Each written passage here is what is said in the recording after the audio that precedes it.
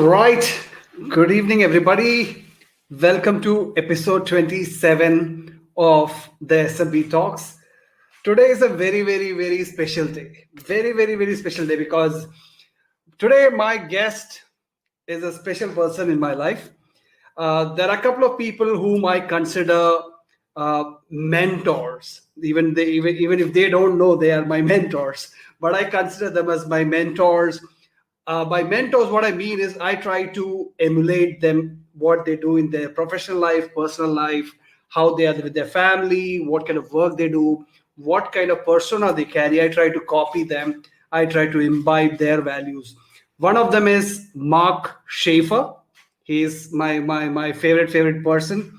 Number two, the second award is Mr. Bryan Kramer. So today I have Mr. Bryan Kramer with me. Uh, I'm pretty sure everybody knows him, but still, I need to do an introduction of him. He's one of my favorite people, and he's a fantastic human being. So he is a renowned business strategist, a global keynote speaker, executive trainer and coach, two-time best-selling author, and Forbes contributor. He is the former president and co-owner of Pure Matter, which is a Silicon Valley global marketing agency since 2001. The main highlight, one of the highlights of his career, he sparked the H2H, which is the human-to-human movement that set out to humanize business through simpler communication, empathy, and celebrating our imperfections. He is known as Zen Master to digital marketers by Forbes. He is also named as top 3 thought leadership speakers you don't want to miss in Forbes and top 100 most influential people on Twitter by Business Insider. He teaches speakers, executives, and audiences how to level up their storytelling and how to be more compelling and clear. And he is a fantastic author. His first book, There Is No B2B or B2C, it's H2H, Human to Human. It rose to the #1 spot in business books on Amazon in its first week. His second book, Shareology, How Sharing is Powering the Human Economy, again published by Morgan James, made to USA Today's top 150 book list the week of its release. So I can keep on telling the things he has done, but without further ado, let me bring him on. Hey, how are you doing? Oh my God. Is my lip bleeding or how's it going? Going good, Bryan. So thank you so much for having me on and for the wonderful introduction and for everything that you just said. And I'm so excited because this is the first time that we actually are speaking. Absolutely. I'm super excited. That's why I got my hat on. Thanks to Lynn. I got H2H hat over here. So it was fantastic. You know, I wanted to ask you to come on the show for a long time. Then I thought, first I asked, it was the beginning days of COVID and it didn't work out. Then thankfully today you are here and I'm so happy about it. Yeah, you know, that's the thing. This year has thrown a lot of curveballs at us and, you know, I'm glad it finally worked out. Absolutely. So, Bryan, you know, you might be aware of, I don't know whether you have caught any of the episodes of this. So I bring on guests who have an interesting story to tell, who have a huge body of work behind them, or, you know, and sharing some of their life lessons and tips and tricks so that, you know, people can draw from that some inspiration and move on during these tough times. So that's why I started the show also. So I've curated a set of questions for you. So if you're ready, we can start off directly. Let's do it. All right, fantastic. So, you know, just to start off, you are so many things. You know, you wear multiple hats. You are a keynote speaker, strategist, executive trainer, coach. So if you can just take us through the journey which you have been through in a nutshell, that would be fantastic starting point.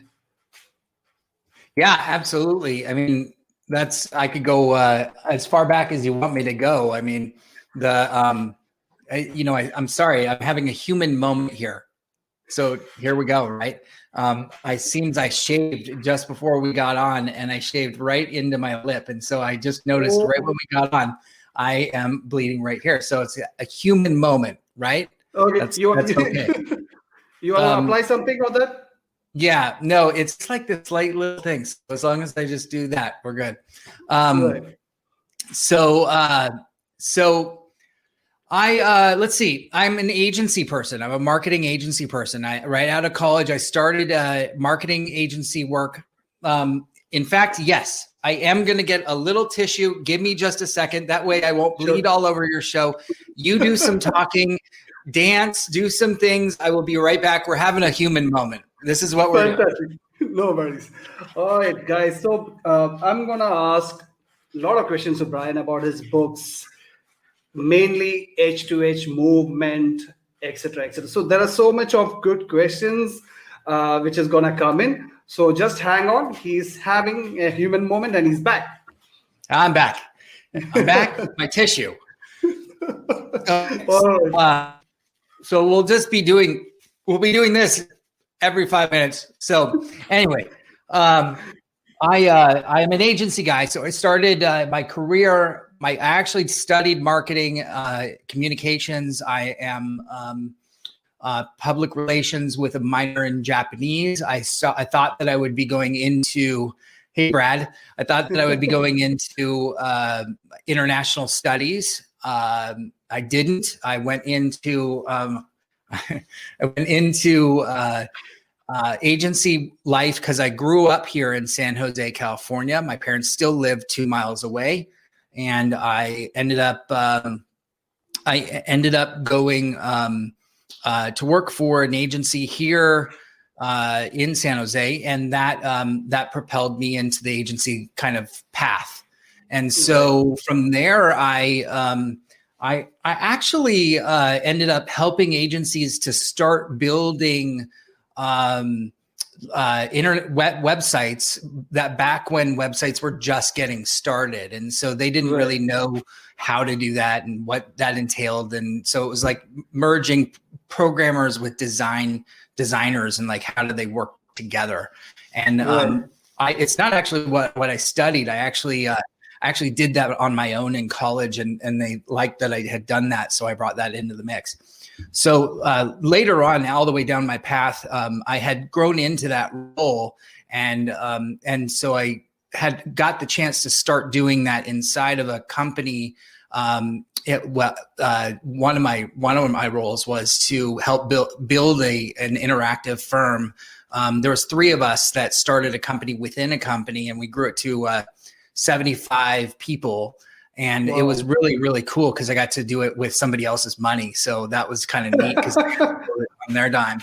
And so a little dab here. And then from there, the company sold. I didn't own the company. I had stock, but I didn't own the company. And so at that point is when I met Courtney, and we met in Washington, D.C. She at an advertising conference.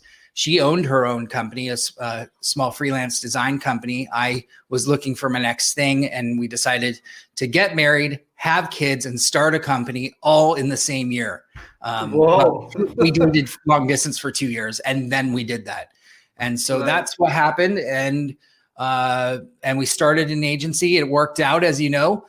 And for 8 years, we ran an agency that did very well, and had its moments, and then it did well again. And along the way, we then dealt with some very large companies: Netflix, MasterCard, Cisco, IBM, and we really cranked on some really good stuff and met wonderful people, and then that turned into all kinds of other things. And so that's kind of really the impetus behind the whole thing. So, yeah. Right. So what a journey, right? Going back those memory lanes, such a fantastic, long journey, I must say. Right. So, I since you are here, you are the father of this movement. So we have all heard about B2B, B2C, and then you brought up H2H. So what does H2H mean, and how did that movement start, or what triggered that? Yeah, that's a good story too. I was standing. Well, so we were talking about H2H a lot at Pure Matter over the course of Pure Matter, human to human, and so that wasn't a new concept when I talked about it when it came out. It was a new concept to everyone when they heard it. And also they had, lots of people had said it before to either to themselves or, maybe in small circles. When I say lots, I mean like in, a smaller group of people. I just was the person as I'm bleeding all over myself.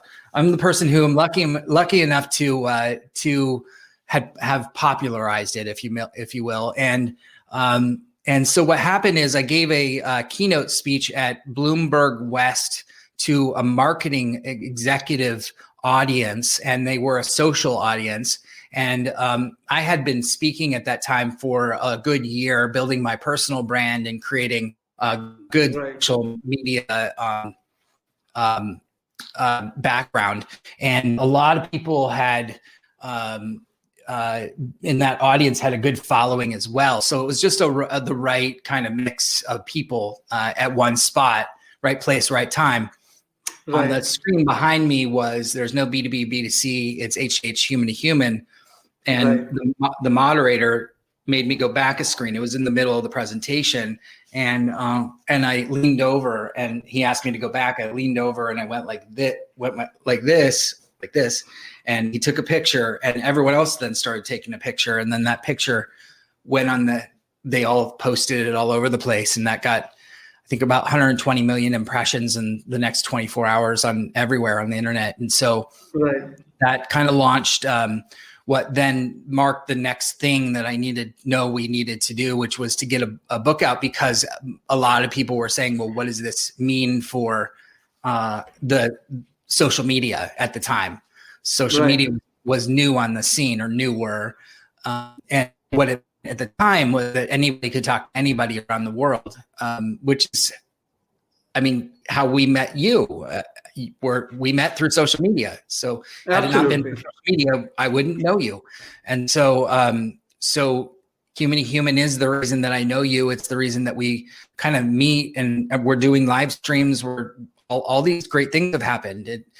So that's what we quickly took all the work that I had written, and Courtney and I sat and edited that together in quite frankly in 4 days, but only it took 4 days because I had written a lot and self-published, pushed it up. And that was kind of cool. So once that got launched, it was the right time, right place. Everybody was ready for it. And H2H then propelled the rest of what came, which was, a lot of answering and speaking and creating and content and all kinds of good things. Right. Fantastic. Are you sure you don't want to apply anything? We can take a break totally, because your lips are continuously moving. It will keep bleeding. It's okay with me. It actually seems to be slowing down.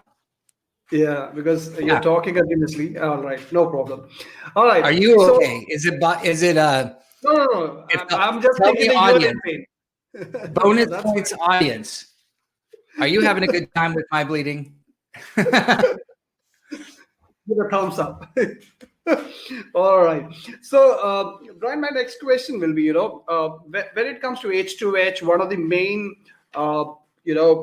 features or characteristics which we talk about is empathy. Right? Empathy is a rare topic when it comes to business world. People always talk about balance sheets and profits and things like that. So how can organizations and professionals, according to you, develop their empathy muscle and stay productive at the same time? How can we still find what at the same time? Say that again. Yeah, I was saying that how can organizations and individuals like us be empathetic and still meet our business goals and things like that? Oh, okay. Yeah, that's a great question. Yeah. So, well, oh my God, it's you can totally do that. That's like how can a human have empathy for another human and still or be with them, right? I can say to you, Vivek, what if I said to you, there's a global pandemic, and I feel like that things aren't going as well right now. I feel for what's going on and you're saying this to me, I feel for what's going on in your country and all this stuff, but still, we still have business to get done. We still have to get things done. We still have to move forward together on this one project, and we still got to move forward. So let's have empathy. Let's talk about it. Let's make things move forward, but let's do that together in a way that honors each other. So, let's get on the Zoom, and for the first 5 minutes, let's talk together and let's talk about what's going on in the world. Let's have that out. And then, let's move forward on the project together instead of hiding it, instead of skipping it over, That's how it's done. It's done with an openness and having empathy for each other by having conversations and dialogue, but doing it in that manner.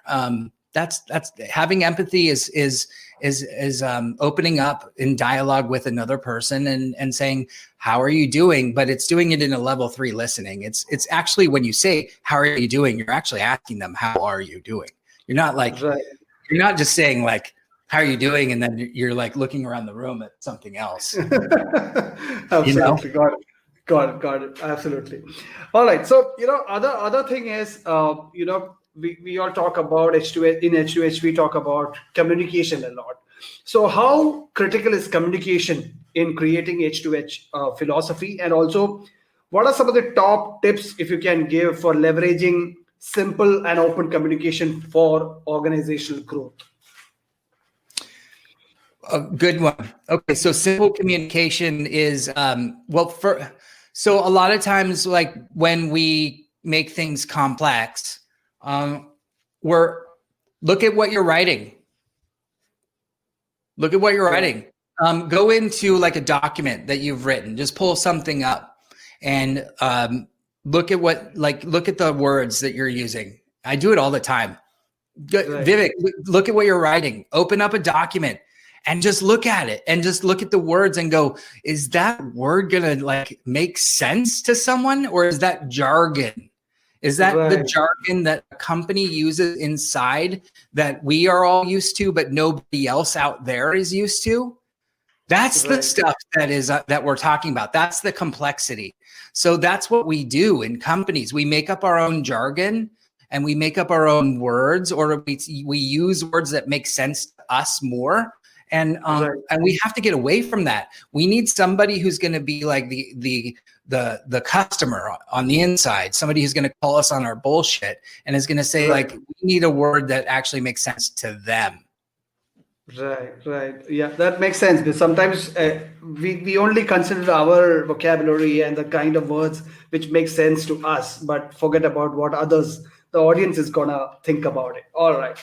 That's good. So now I want to talk about one of your books, your first book, which is There is No B2B or B2C. It's H2H. It's an Amazon bestseller.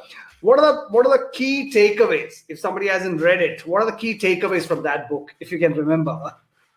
If I can remember H2H, oh my God, it's only something I talk about every day. Well, the key pillars of H2H are simplicity, empathy, and imperfection. So you have a little fun with that. Simplicity. What company to you, Vivek, represents simplicity? For me, one is Apple.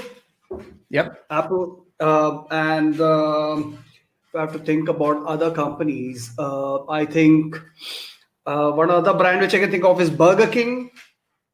Yeah, okay. So, those are the companies. Do you guys have In-N-Out Burger there? No, we don't have. No, probably not. Yeah. In-N-Out Burger has 3 things on their menu. Okay. Can't get more simple than that. And it's kind of funny when I'm standing behind somebody at In-N-Out Burger and we've been in line for 10 minutes, and then we get up to the front and they're like, okay, come on up.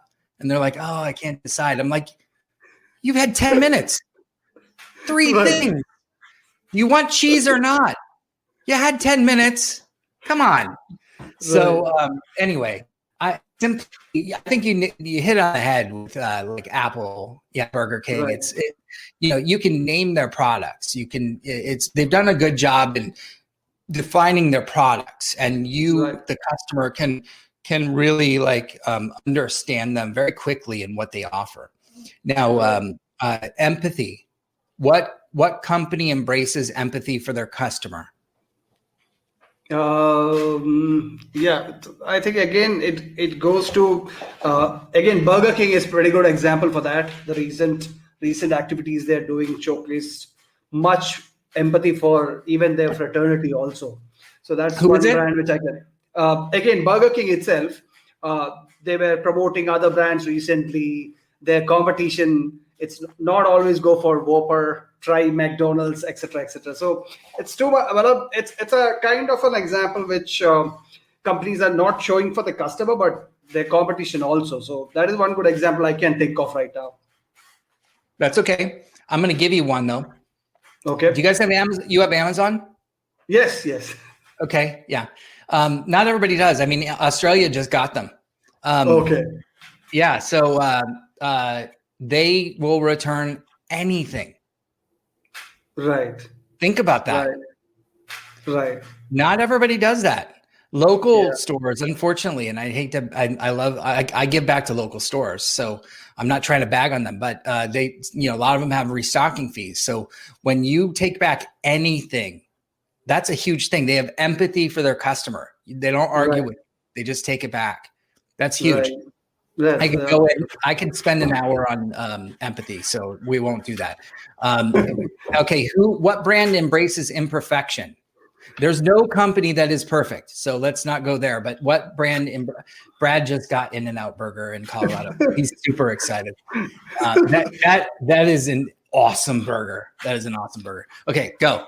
Who embraces imperfection? Imperfection. I think. I think the lot of brands who do that, but I'm not able to recall anything right now. Imperfection. It was screwed up and owned up to it. I know some brands did it with some cosmetic brands regularly do that. L'Oreal's and they go mess up on color, skin color, etc. That's exactly right. Dove, do you remember Dove, the soap bar? Yes. They have a campaign out about embracing imperfection. That's beautiful. Yeah, so there's a lot of companies that embrace imperfection.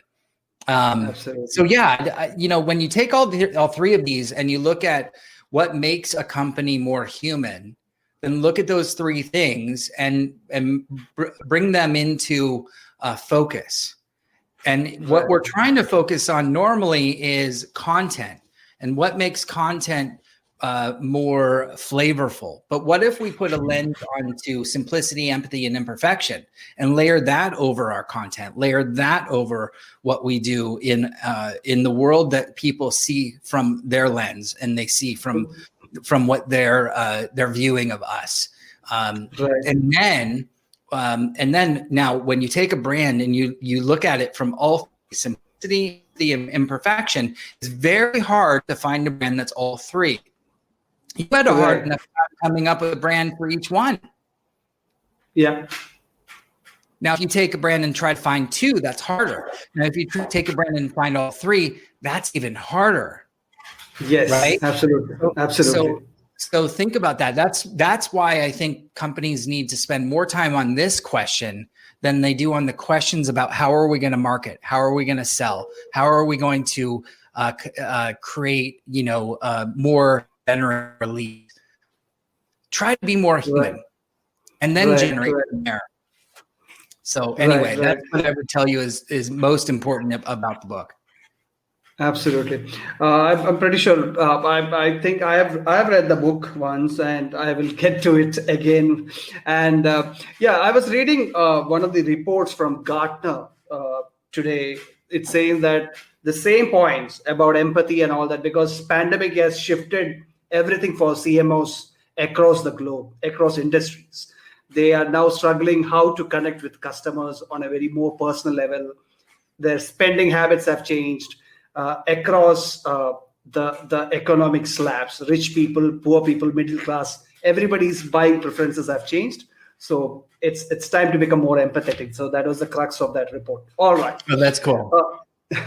Right. So my questions, because when you agreed to come on the show, I was not so sure what to ask you, to be honest with you, and I wanted to cover so much. So I have just crammed in a lot of questions which I wanted to. If I meet you personally, I would have asked you that. Oh. Right.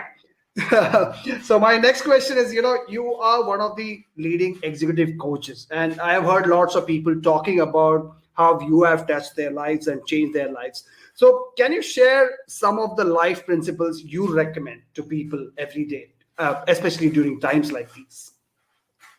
Sure. Yeah.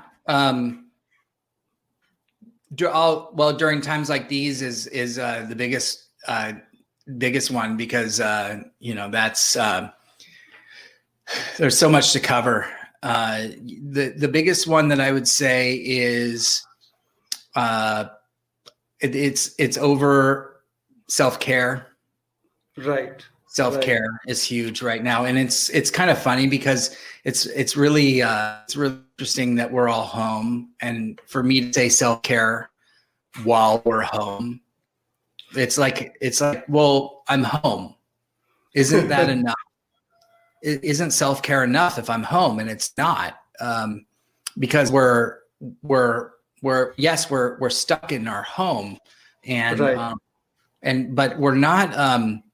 Self-care means not just taking care of ourselves while we're home, but also what are we doing to ourselves? What's going on in our head? What's the words that we're using? And what do we wake up with?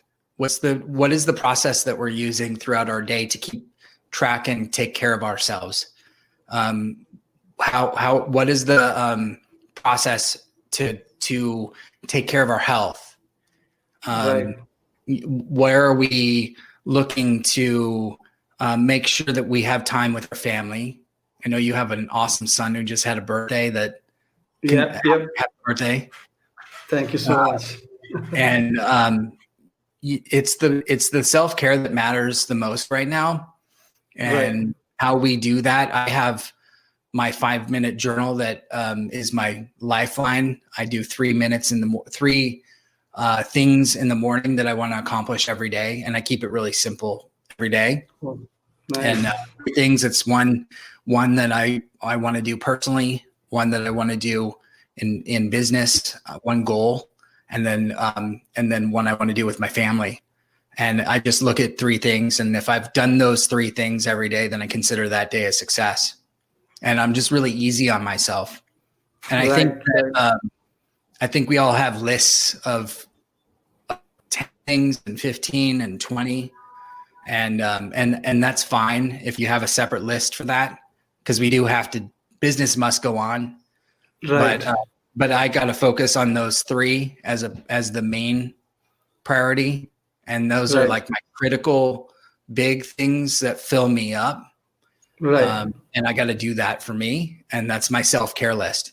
So that's what I do. And health is part of that too. Right. So I would say self-care is huge. How we talk to ourselves as being part of that, noticing what's going on up in your head, and then quieting your voice that's saying, you can't do this, you can't do that. You should be doing this, you should be doing that. And just saying, you know what, you can do this. You can do that. You'll be okay. Right. You've always come out of this. You've always been fine. You've always been okay. You've always been taken care of. You've always had a roof over your head. You've always had food. You've always taken care of your family. Right. You'll be fine. Right. Yeah, I think those self-talk is very, very important. I have your affirmation on my phone all the time, which I use that in the morning and the evening. So yeah, self-talk. Do you have it ready? Is it like nearby? Yeah, it's on my keep notes. So I keep it on my notes itself. So here it is. What does it say? It says, now I am the voice. I will lead, not follow. I will believe, not doubt. I'll create, not destroy. I am a force for good. I'm the leader. Defy the odds. Set a new standard. Step up. Nice. Nice. So I say that in the morning and the evening, and I try to keep remembering it and repeat it. Right. Oh, That's why I wanted to ask this question to you, especially when you come on the show. Because I know that you follow certain principles strongly in your life. Also, I have your fitness related question coming later. okay. All right. Good.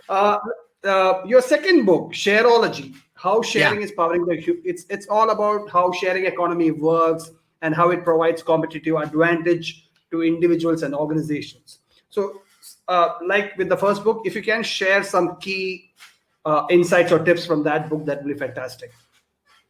Sure. Yeah. That book was, like you said, about what, why, where, when, and how people and brands share. I did a research with over 250 people about what makes people share, why do they share, and I interviewed them across the board and figured out that there's one reason for why they share, and in the book there's a formula for how to share, and boiled it down to what you share is equal to how you are perceived. And so what that means is you are what you share. And what that also means is that if you wanted to change the perception of how you're perceived in your work, business, and life, you can change what you share in an authentic way to create and shift in any direction.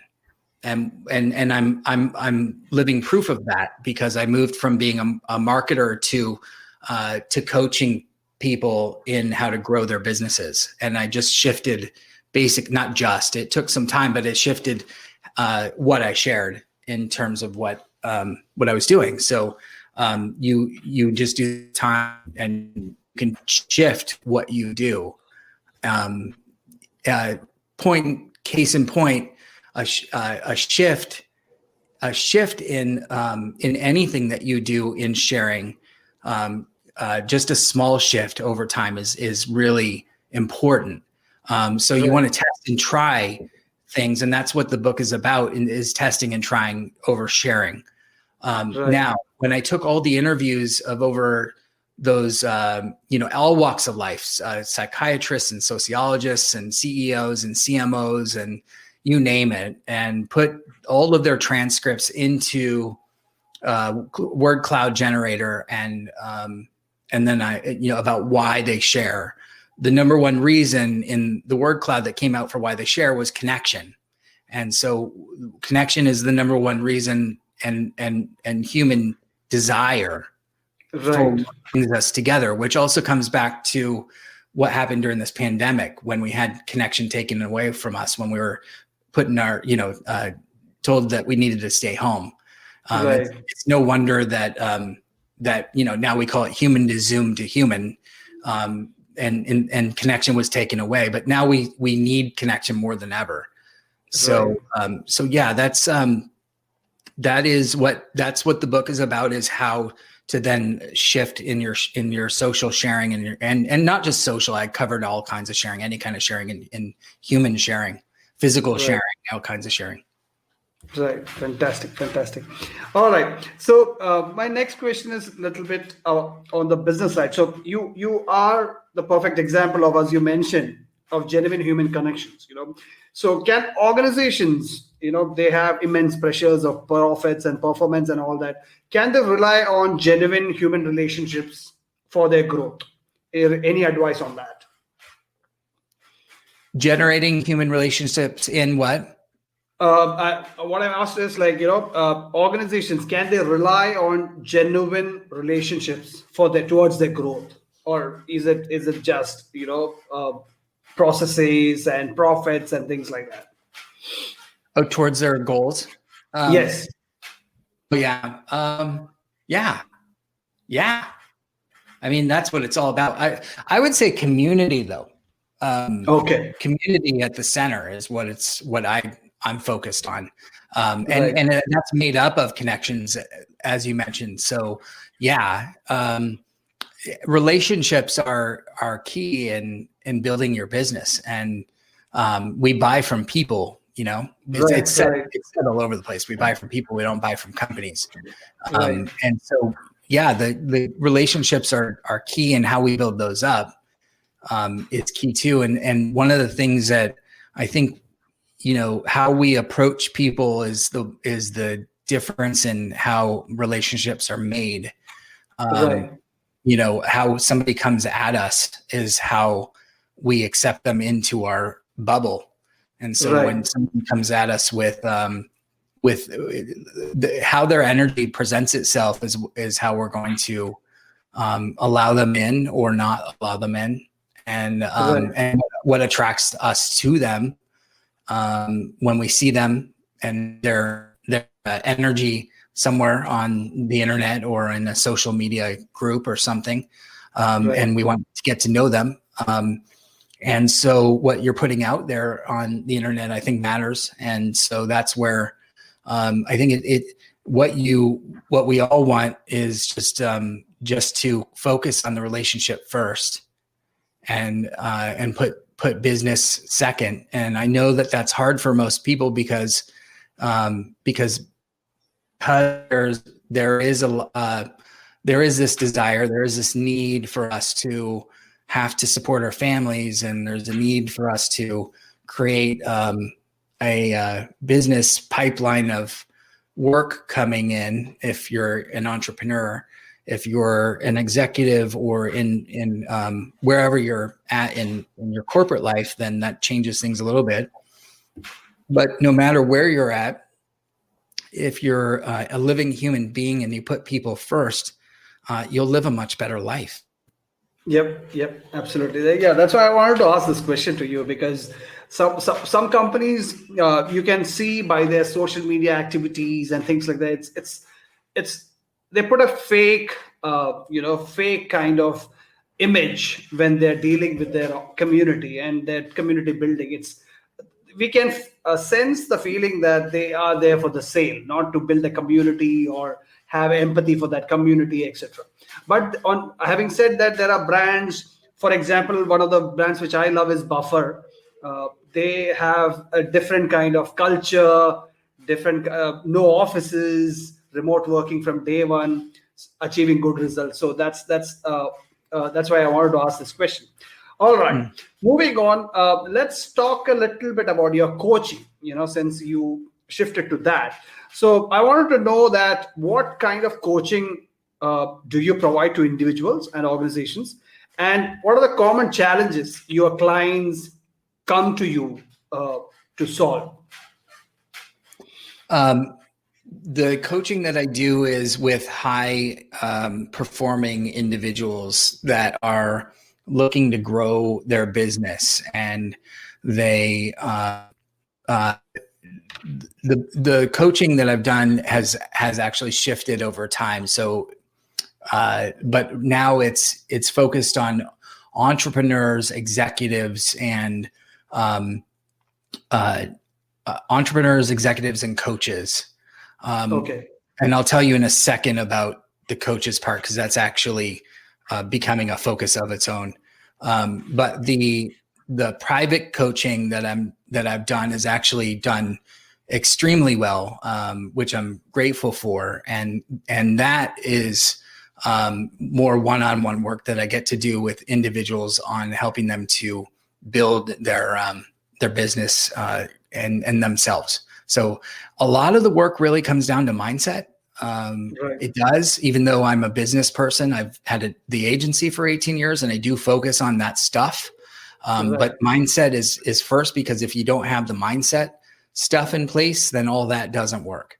Right. You can't go after business with a bad mindset. If you don't have the right mindset, it won't work. So true. So there's that. And once you have that, then you start to work through things like a puzzle. It's just a giant puzzle, like any business, and you've got 1,000 pieces, and you got to start to put together one piece at a time and figure out where the pieces lay. And hopefully you're hiring a coach, because a coach can help to spot where the missing pieces are, where you can't as fast. When you're looking at the puzzle yourself, you are the puzzle. You're the puzzle. And when you're the puzzle, then you can't see the blind spots as well. Now, can you eventually do it yourself? Yes. Will you do it as fast? Not as much. And so that's where a coach can come in and help you. And so that's what I'm doing, is I'm helping to spot where are the puzzle pieces and how can we move them faster into place, and then test and try what's going to work and how is that going to grow based upon each person's unique need, because every person is different. So there's that. Second is the coaches, and I just launched a program for coaches that will help. What I realized is that my I love Brad. Brad is a I think I can say this. Brad is a client of mine, and so he thanks for the shout out, man. The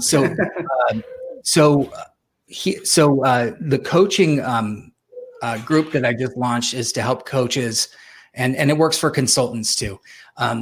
Coaches that know how to coach, they know how to consult, but they haven't been taught to generate growth. And so this is just to show them and teach them how to generate that growth the way that I did with, allowing your those. At this point, I'm not taking new private clients, and so it's how to get to that point where you can not take that and get a line out the door and say, I want that part. I want to get to that point so that I can have a nice little balanced life and create and generate without worrying about that piece. So that's why I created that group, to help coaches get to that piece. Because usually they come out of a coaching program and they're like, oh my God, I want to coach more. And then they're looking around and they're like, wait, where are the clients? How do I do this? What do I do? And because I know marketing from my past and I'm a coach, I'm like, why don't I pull the two together and help them do what I just did? So that's what I'm gonna do. Fantastic. Right. So, I also wanted to touch upon, because since fitness and things like that, it's one of my priorities this year. I want to lose weight and get fitter. And you yourself have a personal fitness success story. So if you can share some actionable tips on how mortals like us can get into a fitness regime and get fitter. I'm happy to. I'm more than happy to. I wasn't always this way. And so I can honestly tell you that if you're in a place where you're in a funk or aren't in a routine, I can empathize with you there too, because and I've also I go in and out of routine often, even now, because of, over the last year, it takes a lot to, even when I'm home, like I do much better when there's gyms open. But I'll tell you what I do.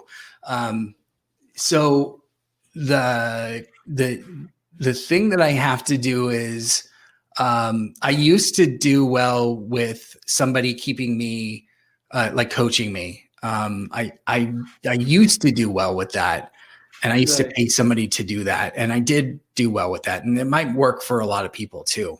And that was helpful to me because, excuse me for a sec. No worries. I had a great coach, and he taught me the things that I didn't know about food and about a lot about food, and then a lot about stretch exercises that I needed to do to warm my body up before I exercise so I didn't hurt myself, and then the exercises themselves, and then putting together the exercises that actually worked for my body versus just going in and crushing it, because I'm no spring chicken anymore.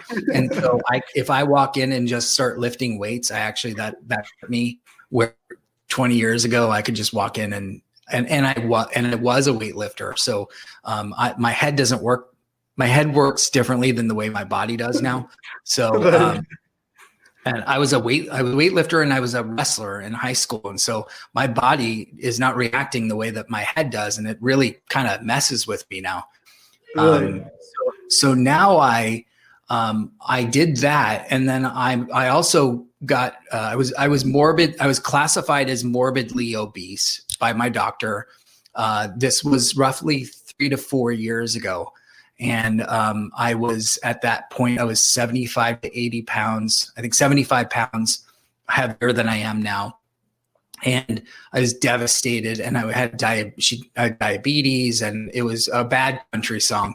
And I basically, went in, got all the drugs, got the diabetes drugs, got all that stuff. And I had a choice to reverse my life and, or take a U-turn or not.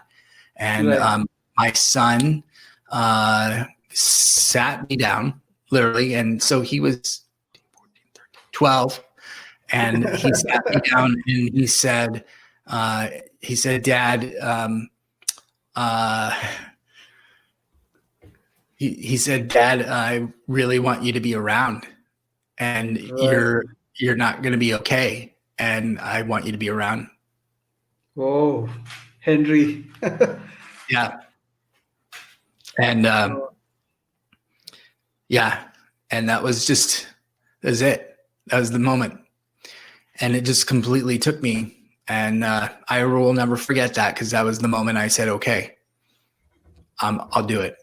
And I did everything I could. And I went to the doctor, and I called my brother and my dad. They were both doctors as well. My brother, funny enough, he became a doctor recently at that time, and his focus Right. was on diabetes and obesity. So he put me in touch with a much better doctor. I took control of my health. I took control of, I got on better diabetes drugs. And then I went back in, and to make a long story short, because I know I'm doing a lot of talking here, to do a That's long fine. story short, I took control of how I was going to eat. And my eating was my problem. And so the everyday stuff that you're asking about, it wasn't Right. the workout stuff. It was what do I put in my mouth? And so for me, I had to log my food. So I downloaded the app Lose It. I tracked my food. I made sure I stayed within my goal of my food every day. And I still do that. And that's my main goal. And then I add exercise in later after about 3 to 6 months. Because if I use exercise as my crutch, then it doesn't work. So here I am today, and I met my goal. I'm still 10 pounds away from the ultimate goal, but I'm way better than I was, and I kept my promise to him. Right. Right. That's fantastic. Thanks to Henry for that. Yeah. Right. Right. All right. So, I have a question about you're one of the sought after keynote speakers. I've seen your talks and on the topics. Though you talk on various topics. So, what are some of the most common topics which you have given keynotes on, and maybe some of your favorite keynotes, if you can remember? I know there are One of so my many. favorite keynotes is, yeah, one of my favorite keynotes is probably in Rimini, Italy, because the setting was just, and the people and the food and everything was just so, everything was 10 out of 10, a 12 out of 10, a 20 out of 10. It was just so amazing. I mean, it was in this forum that was almost like right out of a Italian picture, like picture, and it was just like this huge coliseum, and everyone was so welcoming. And when they meet you, of course it's before COVID, but when they meet you, everybody hugs you and kisses you on both sides of the cheek, and then they welcome you, and then they say, "Oh, Bryan, we welcome you in," and and then it's like a kissing line all the way into the thing, and you're like, "Oh my God!" They treat you like you are so welcome to this place. And then the meals there are like, 8-course meals, and and then in Italy, their food is just off the top of the, Right. oh my God. Yeah. So, just everything about it was really good. Right. Keynotes, that would be one of the top. And then also when I spoke in Colombia, that would be another one, because I don't know, part of it was kind of a little creepy, but when I walked into my hotel room, they had my H2H brand into everything. Like it was in the wall art. It was in the fridge wrapped around all the beer in the beer cans. It was in the lamp. They had inserted cards into the lamp of H2H cards. It was kind of a little, like I said, a little creepy, because I was like, I'm surrounded by my brand, and this is a little bit like much for me, but it was, and then they took care of you too, front to end. Like you had your own driver and your own stuff, and it was really, really neat. You knew where they were coming from, and it was really neat. Fine. All right. So before I leave you for the night, I have last two questions. One is, I cannot end a conversation with you without talking about your wife, Courtney Smith Kramer. I call her Miss CSK. So Yeah. she's a fabulous person. The way she writes her book, everything is so cool about her. She's a cool person, as far as I know. So, I know that she has played a huge role in your life, as well as building the H2H community and all those things. So if you can share a couple of thoughts about how you guys have done this, that would be fantastic. Yeah, I could go on. Do you have another hour? I know that. How have we done this? I mean, well, I'll say that we just make sense together.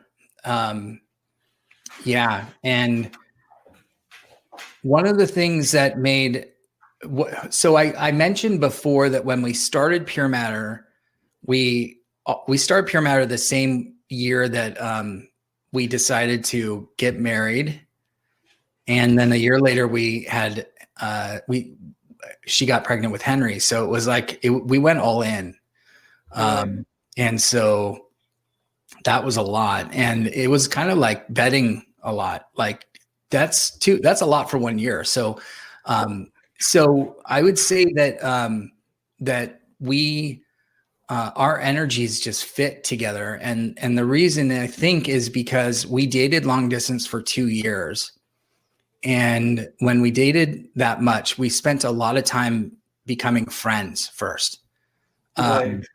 And when we became friends, we talked on the phone for hours and hours and hours of time, and got to know each other so well that that when we were finally together, we knew each other so well that there wasn't anything left on the table to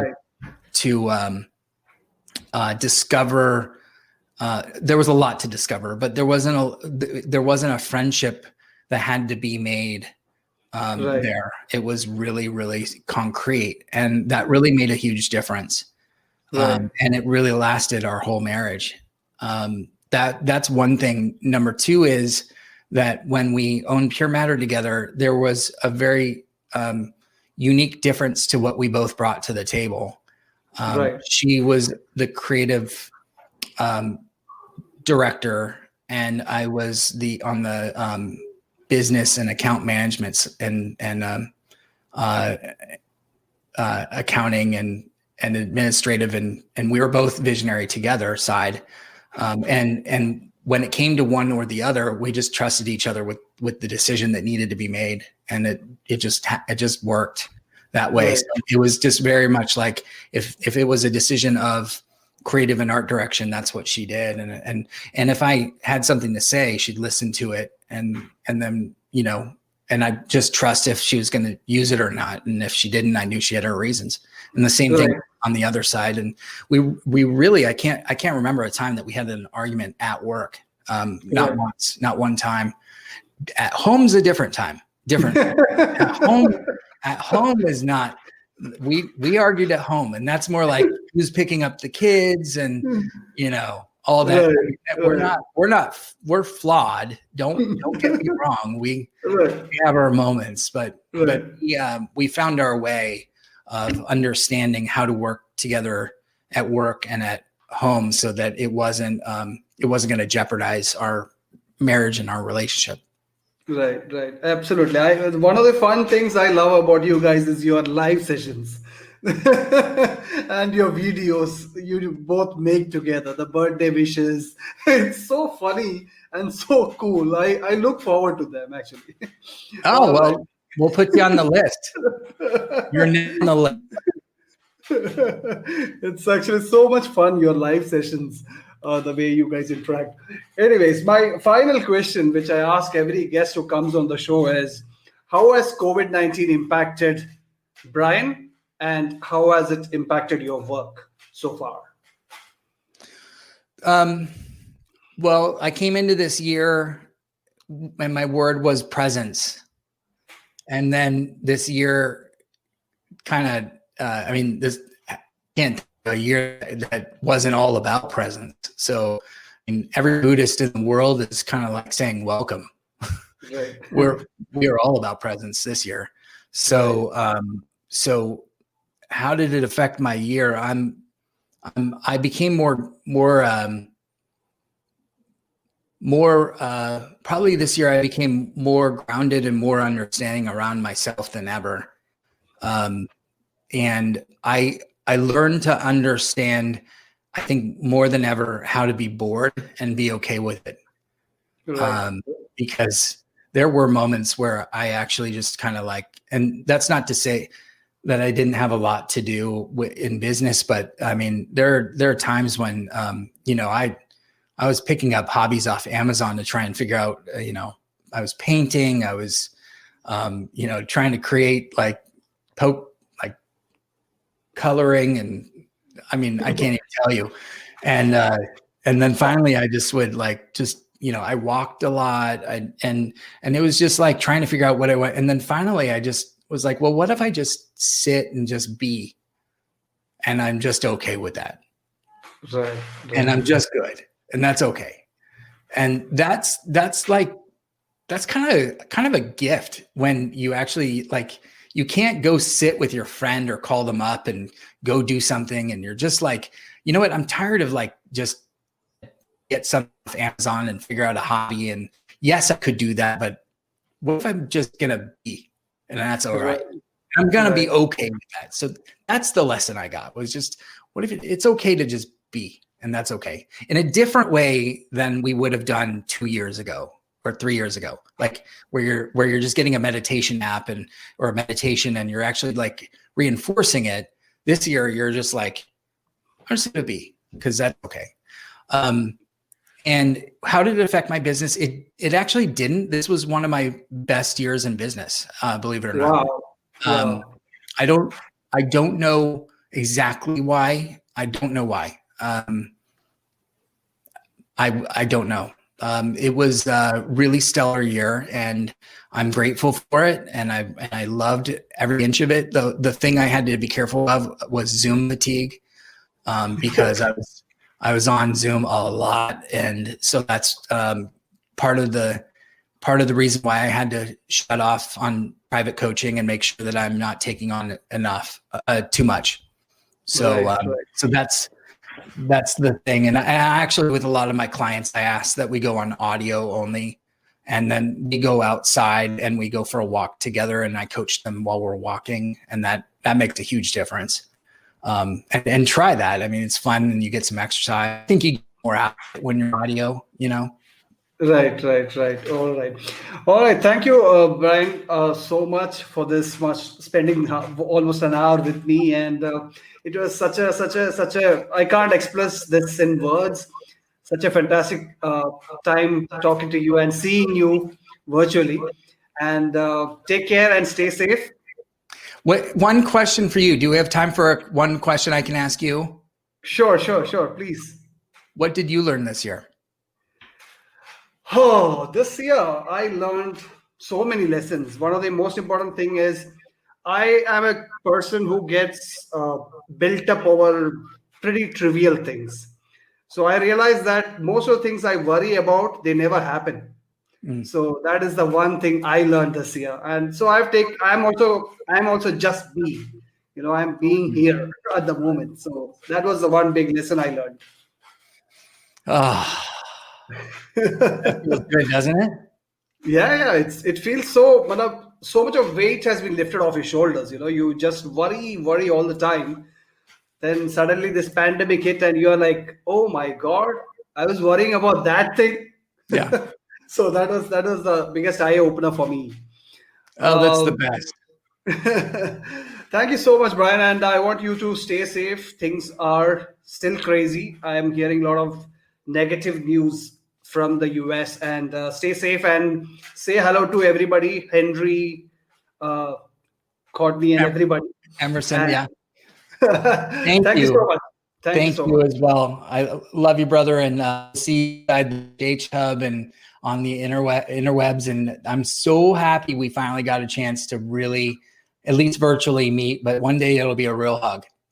Yes, absolutely. I'm looking forward to that day, the time I get to meet you. Me too. all, Me too. all right. Take All care. right. Bye-bye. Talk to you soon. Bye-bye. Bye. All right. So that was Bryan Kramer. You can see, you can feel the love, the empathy in his words, right? He is one of my favorite people, as I mentioned in the beginning of the show. These are the kind of people whom I call uh, mentors. They change your life. They have touched my life in various ways, my personal, professional, all facets of my life. So that's the whole purpose of this show. I want to bring people like Bryan who have lived their life fully and can share some snippets and some life lessons. So, thank you so much for tuning in today. I'll see you next week with another amazing guest who will talk something about leadership. Take care, guys. Stay safe. Bye bye.